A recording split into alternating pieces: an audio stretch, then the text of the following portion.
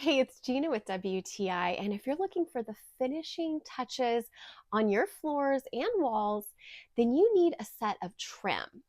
Now, I got this flexible rubber molding trim from POPAKAN, and some things that I really like about it are number one, that it's peel and stick.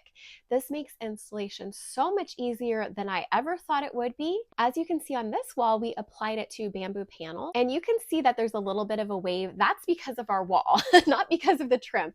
The trim goes on very straight and is extremely adhesive. It even stuck well to this area of rough wood, which is something I didn't expect it to do. We also installed it in this location. You can see that we have concrete floors still, and we put it over the top of wood paneling. This worked really well. And in this section, you can see I was dealing with a wall that didn't go all the way to the floor, but it still looks so good. I found that being directly in front of where I was going to be applying it and lower to the ground helped me to keep it straight and exactly where I wanted it to be.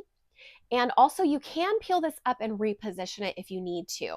I got the 4-inch molding, but POPAKAN has not only different sizes, but different colors, so you can match your walls perfectly.